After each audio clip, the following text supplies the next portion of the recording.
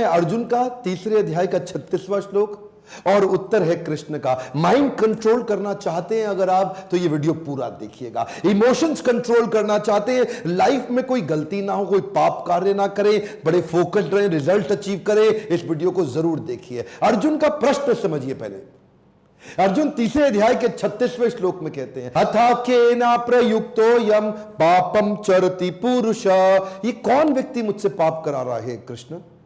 कौन करा रहा है मुझसे पाप? मेरी पाप करने की इच्छा नहीं है। अनिच्छन अपि वार्ष्णेया, अनिच्छन, हे वृष्णिवंशी कृष्ण, मेरी तो इच्छा भी नहीं है। अनिच्छन अपि, कोई इच्छा नहीं मेरी, लेकिन बलादिवा नियोजिता, कोई बलादिवा, कोई बलपूर्वक मुझसे ये काम करा रहा है।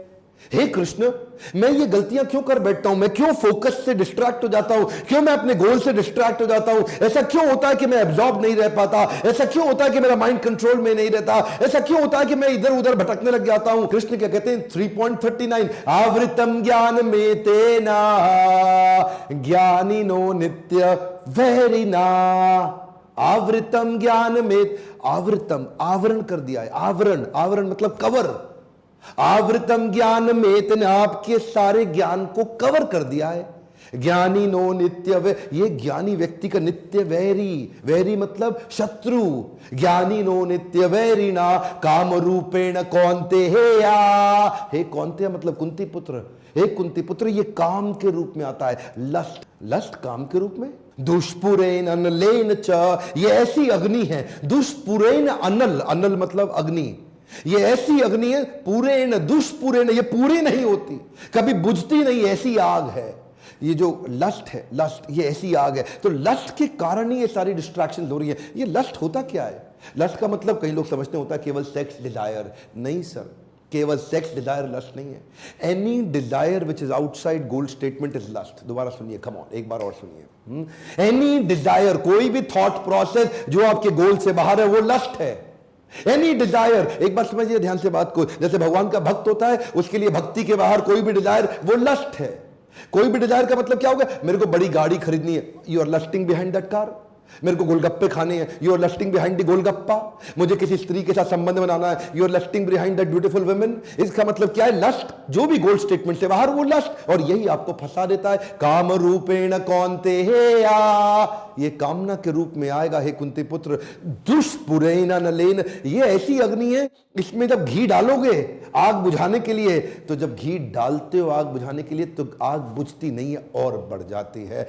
खुजली होती है ना, उसे खुजाओ तो खुजली घटती नहीं है और बढ़ जाती है। सेक्स की इच्छा पूरी करके सेक्स करने से सेक्स की इच्छा खत्म नहीं होती और बढ़ जाती है। शराब पीने के बाद शराब पीने की इच्छा पूरी खत्म नहीं होती, अगले दिन और बढ़ जाती है। सिगरेट पीने के बाद सिगरेट पीने की इच्छा समाप्त नहीं होती, अगले दिन और बढ़ जाती है। इसी प्रकार कोई भी व्यस्त पाप कार्य करते हैं, वो अगली बार रुकता नहीं है और बढ़ जाता है। दुष्पुरेन अनलेन च, ये ऐसी अग्नि है जो बुझाने से बुझती नहीं और बढ़ जाती है। अच्छा, अर्जुन को यह समझ में आ रहा था कि मेरा शत्रु लस्ट है और ये लस्ट को खत्म करना है, यानी कि वो सारी इच्छाएं जो गोल स्टेटमेंट के बाहर होती हैं। लस्ट अभी बताया था, ये जो लस्ट है पता तो चल गया, लेकिन ये रहता कहां पे है?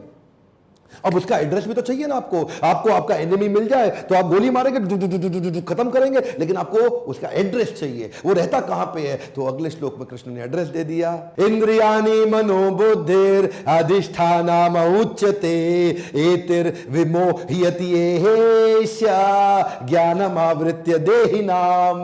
यानी कि एड्रेस क्या है? इंद्रियाणि मनोबुद्धिर, इंद्रिय मन और बुद्धि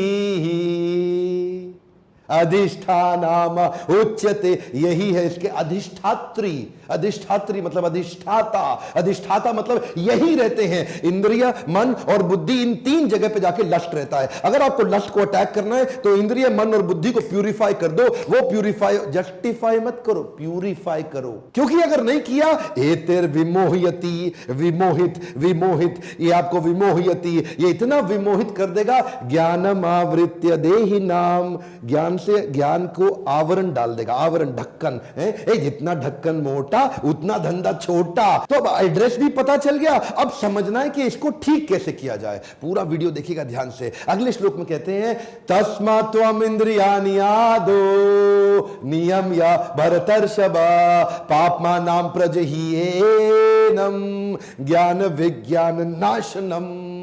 इसमें कृष्ण वर्ड यूज करते हैं तस्मात्। ध्यान से सुनिएगा मेरी बात को। तस्मात् का मतलब होता है देयरफॉर। देयरफॉर हिंदी में कहते हैं इसलिए। देयरफॉर वर्ड का यूज कब किया जाता है? देयरफॉर वर्ड को यूज करते हैं जब कुछ बात को कंक्लूड करना हो। मान लो पहले कुछ बातें कही हो और बाद में उसका सारांश देके उस बात को कंप्लीट करना हो, तो कृष्ण क्या कहते हैं? तस्मात् त्वम् इंद्रियाणि आदो।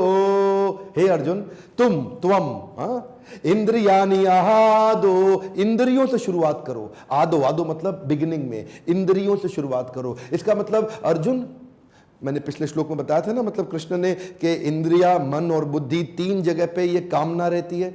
तो कृष्ण क्या कह रहे हैं? सबके चक्कर में मत पड़ो, तुमसे होगा ही नहीं। तुम खाली इंद्रियों को कंट्रोल कर लो बस। क्या करो?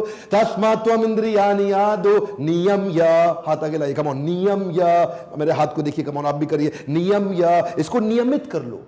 नियमित मतलब रेगुलेट कर दो। किसको रेगुलेट करो? सेंसेस को। सेंसेस कौन सी है? आंख, नाक, जीवा, कान, त्वचा। One more time, come on, आंख, नाक, जीवा, कान, त्वचा, ये 5 सेंसेस को रेगुलेट कर लो। अब समझिए, ये पूरा का पूरा आपको मैं यहां पे चार्ट दिखाऊंगा, पर चार्ट से पहले समझिए, पाप्मानां प्रजह्येनम, ये इतने पाप कराएगा आपसे, ज्ञान विज्ञान नाशनम, ये आपके ज्ञान और विज्ञान का नाश कर देगा।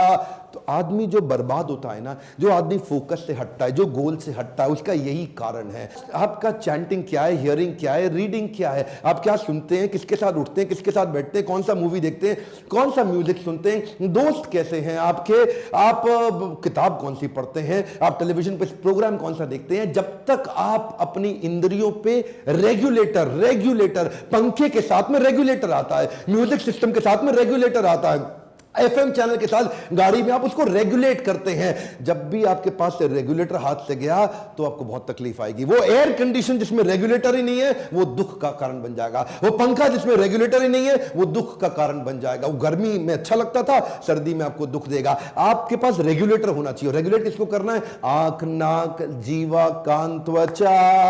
जब इन 5 को रेगुलेट कर लेंगे तो गलत डेटा अंदर जाएगा नहीं। Stop getting distracted by things that have nothing to do with your goals। जो आपके गोल से समझिए, श्रील प्रभुपाद क्या कहते थे? जब मैं पानी पीता हूं तो मैं पानी ही पीता हूं। मैं उनकी इस बात से इतना प्रभावित हो गया। जरा दोबारा सुनिए, कम ऑन। जब मैं पानी पीता हूं तो मैं पानी ही पीता हूं। इसका मतलब क्या हो गया? जो आप कर रहे हैं ना, उससे में आप वही कर रहे हैं। अपनी इंद्रियों में कुछ और एंट्री मत करने दीजिए, क्योंकि ये सेंसेस, देखिए, ये है आपका पूरा माइंड। ऊपर है कॉन्शियस माइंड, नीचे है सब कॉन्शियस माइंड। इस सब कॉन्शियस माइंड को 5 द्वारों से कंट्रोल किया। जरा इस पूरे चार्ट को ध्यान से समझिए। कॉन्शियस माइंड आपकी मतलब बुद्धि, और सब कॉन्शियस माइंड मतलब आपका मन। तो 3 बातें बताई थी ना, क्या बताया था? इंद्रियाणि मनोबुद्धि। ये इंद्रिया मतलब 5 गेट, आंख, नाक, जीवा, कान, त्वचा, ये 5 गेट हो गए मन के आसपास, और ऊपर है बुद्धि। अब ये बुद्धि, इंद्रिय और मन, यहीं पर लस्ट आके रहता है। लेकिन जो अंदर घुस गया इन गेट से, मन के जो अंदर घुस चुका है, उसका तो अभी भी कुछ कर नहीं सकते ना। तो कृष्ण क्या कहते हैं? मैं तुम्हें आसान तरीका बताना चाह रहा हूं अर्जुन, मेरी बात सुनो, इधर उधर चक्कर मत लगाओ तुम। तस्मात् त्वम् इंद्रियाणि आदो। आदो मतलब बिगिनिंग, शुरुआत के लिए पहला स्टेप समझो, खाली इंद्रियों को ठीक कर लो। अंदर जो अब तक घुस चुका है आपके, घुस चुका है ना, कोई बात नहीं, अब और मत घुसने दो। आंख के बाहर गेट कीपर लगा दो। वही देखूंगा जो मेरे काम का, नहीं तो नहीं देखूंगा।